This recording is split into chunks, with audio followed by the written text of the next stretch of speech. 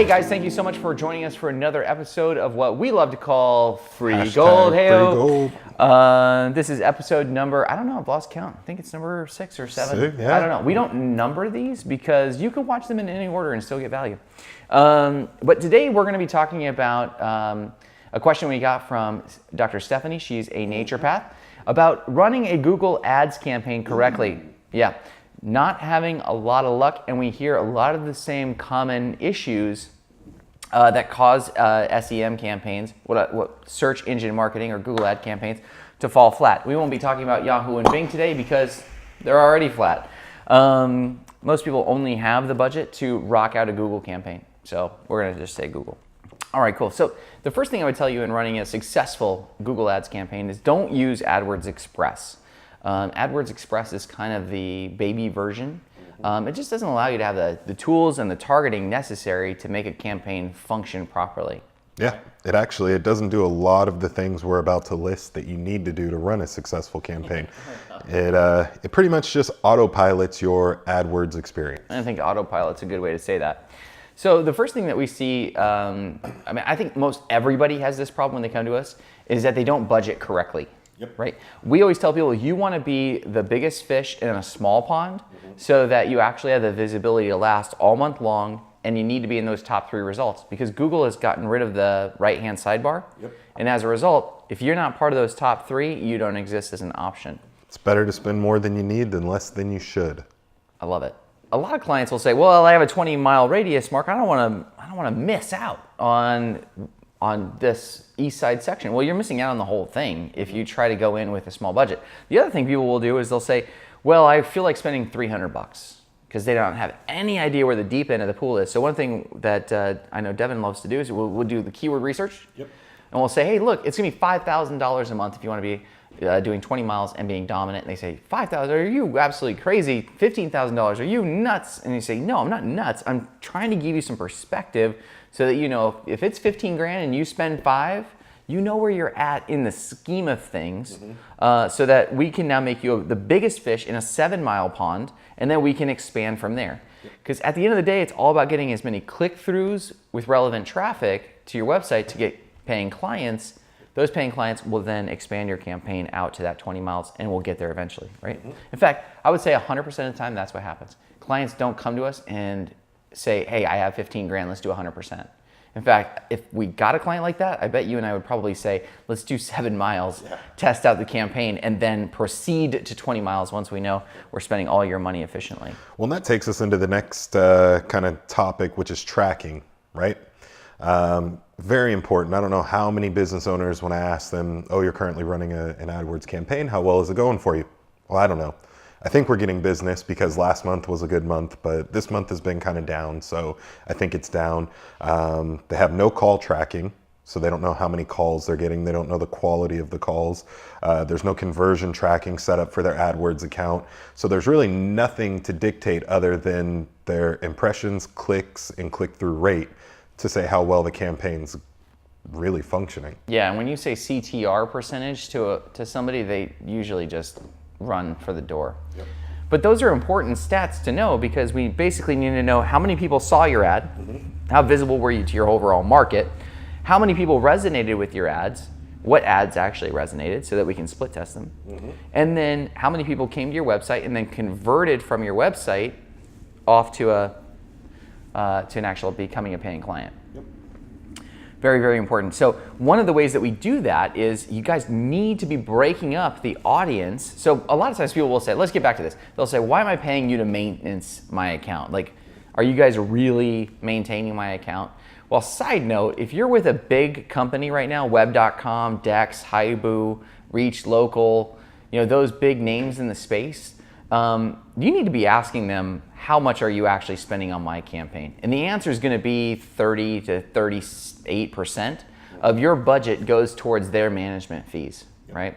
Now we're about half of that, so you're going to find the average is about 15% with smaller companies, 15 to 20% depending on what they're willing to do for you. But what they're willing to do for you spans the gamut, because for us, we'll create AdWords or rather ad groups based on your audience so that we split them up and then create landing pages on your website so that when we drive specific traffic to a specific page looking for a specific result. And I think one note to touch on within doing that is competitive ad copy too. I don't know how many times I see a lot of these national level companies that are doing SEM, and they write the most boring and generic ad copy for a small business. If you're a small business and you do auto repair and your ad copy is auto repair, Troutdale, Oregon, we'll fix your car. I'm not clicking on you. Yeah. No kidding, you're gonna fix my car. Yeah, that's what I'm looking for. It's an assumption. But if your ad copy calls more direct, like, we affordable, local, or competitive pricing, that's gonna give me a reason to want to click on you. So make sure that your ad copy is speaking to your target audience when you start those segments. It's funny, I mean, we deal with national franchises across the country, and what ads work on the East Coast sometimes don't work on the West Coast, that don't work centrally. So every market is a little bit different, and that's why you should have at least a minimum of 3 ads per audience group or an ad group.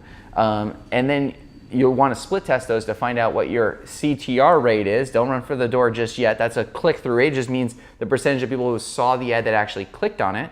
Which, side note, is why you're doing Google ads in the first place. One of my favorite things.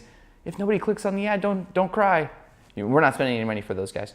So that's why I love it. And that's why I think people need to realize the real goal of Google ads is the landing page, really, right? And having that conversion point of saying, I'm gonna have amazing dialed in, very specific copy. How many campaigns have we seen that just send everybody to the homepage? Yep. That's not what you should be paying a maintenance fee for. You should literally be sending every single ad group to a different page that allows them to have a unique and custom experience. Nobody cares if you're a jack of all trades. They want to know that you can replace transmissions. Yep. They want to know that you have, rotors and brakes. I'm not a mechanic. I have no idea. All right. So, those landing pages, let's just call it, say how it is. And they need to be sexy, right? You need to have really awesome, high converting landing pages, which, circling back to your conversion point, if you don't have call tracking set up, if you don't have conversion tracking set up, then you have no idea how to judge whether your landing page is sexy enough, if you will, or effective enough to actually be getting you new business. One thing I love that we do is we not only record the calls. See, in a former life when we were in corporate, they would record the calls too, but they would then give you a report that didn't even allow you to listen to them. They'd just say, hey, congratulations, you got 30 calls this month, which sounded great. But when we got into actually listening to the calls, there's some attrition there. Like, quite a bit. There's quite a bit of, like, those 30 calls probably boil down to like maybe 15 that are okay, 10 that are good, 7 that are great. And so you can literally track that back to the client and say, hey, did Bob Johnson buy from you? Did Sally West buy from you, et cetera? And you can start calculating, wow, I spent $5,000, I made 45, this was well worth it. Yep. Got to be able to do that. I think so. I think the next point, A/B testing. Making sure, generating 2 ads that are similar but different enough that you can kind of pit them against each other to see how well they perform. And that's something that we do quite often. A lot of times we'll set up, while one ad's running, we'll create another one, get that one kind of in the mix and bounce between the two, give it about a week's worth of time and come back, take a look at the analytics. And if ad B outperforms ad A, well, we swap it out. That becomes our new ad A.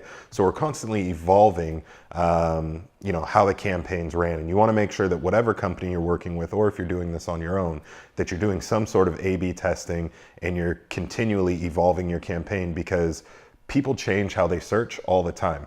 I just heard a statistic the other day that was roughly 15% of the searches happening on Google right now have never been seen by Google before.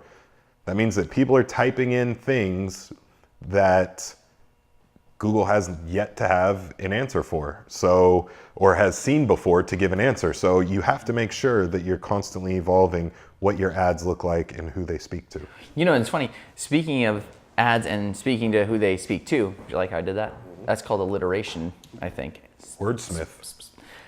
It's also about negative keywords. Like, you want to make sure that you're not speaking to certain people, right? So, for instance, take our budget blinds clients, for instance. They don't do any sort of repairs, don't do any sort of service work. They only do installations for new blinds or new window treatments. So as a result, we put like jobs, hiring, employment, careers, fixing, repairs, parts, all those kind of things need to be negative keywords. So somebody types in blind, fix blinds, our guys don't come up. We don't want anyone to come up. It's as important to find the audience as it is to protect yourself from the people who are not in the audience, right? So the one thing I guess I would say in closing is it's really about making sure that campaign is completely dialed in, so you're not throwing mud against the wall. You can get more for the same budget. And we see that over and over and over when clients are like, hey, I'm spending $1,000 with them. I got this. Now I'm spending that same $1,000 for you. I'm getting way more. Why? It's because of everything we just mentioned in the video. Yep. So tracking, competitive ad copy, right extensions and ad groups, A/B testing, and negative keywords. So make sure that whoever you're using, they're doing all of those things. Or again, if you're doing it, you're doing all of those things. If not, or you have any questions, feel free to tap the link below. And we'd love to answer them on our next edition. Thanks, guys. Thanks for watching.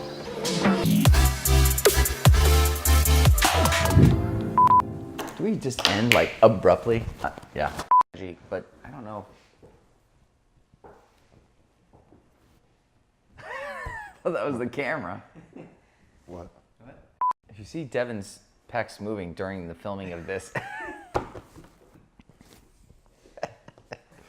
All right. Oh my gosh. So this is free gold. What, do the like flexing your SEM muscle. There you go. Flexing your SEM muscle. Oh my goodness. If you don't watch this video, your SEM campaign is doomed. No.